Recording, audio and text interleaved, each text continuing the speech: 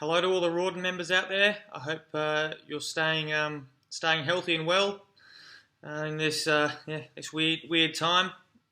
You guys are doing a bit tougher than we are here in Melbourne, unfortunately. But you're such a tight community over there. You look after each other so well. I'm sure once you're able to, you'll be helping each other out and you're getting back to some level of normality. Sooner rather than later. My first year would have been in 2017, and then came back in 2018, and I've got so many great memories and stories from those two seasons over there, and it'll be pretty hard to put that into a short video, but I'll have a go. So some of the real highlights from over there, probably the beer fests were fantastic. I probably hadn't been to a function where there'd been more than 100 people at a local sporting event, but to have in excess of 1,000, 2,000 people was absolutely fantastic. That first year, I actually witnessed Boothie. I still to this day I don't know how he did it. But he managed to carry 10 bottles of Budweiser just with his two hands, from one end of the oval to the other. Weaving in and out of the crowd, sort of riding some bumps and. Got through without dropping a bottle to the front of the stage and parked himself there for the next couple of hours. So that was really impressive. What other highlights were there? It was always good whenever Unit made an appearance at training, whether that was doing some knickers with Nico where he'd take the gloves off him, show him how it was done, or maybe some underarms to the nets. That was always special. What else was there? The first win against Beckwithshire, I think, was probably one of my highlights. For my favourite win, I think. We'd lost to them twice already that year. They'd beaten us in one of the cup games and one of the league games, and then to knock them off when they were on top was great. I think we would have had that evening. There would have been 50 of us or so back at the club.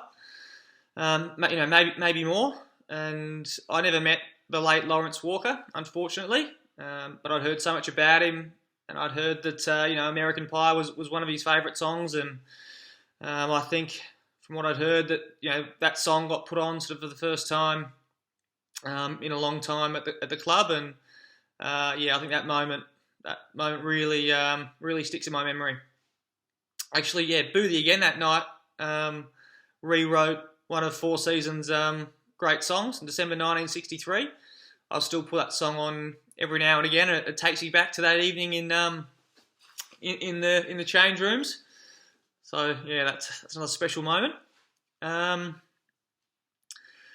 else do we have? The team we had was pretty good, I think. Really well led by Ducky.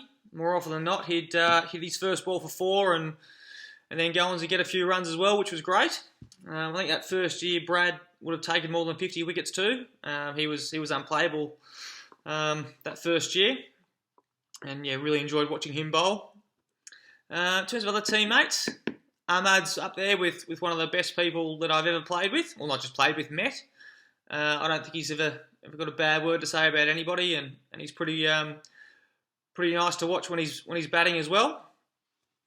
Who else do we have? Jake and Henry are always good fun. Normally winding each other up. Henry talking his usual rubbish. Jake's normally sulking about something or moaning. Remember one of the particular days he had a real good dummy spit out at Horsforth, I think it was. He had a bit of a lean trot, I reckon. Might have been a couple of ducks in a row or something, and I was batting with Jake, and surprisingly Jake was on his heels and not backing up, and again surprisingly wasn't that quick off the mark.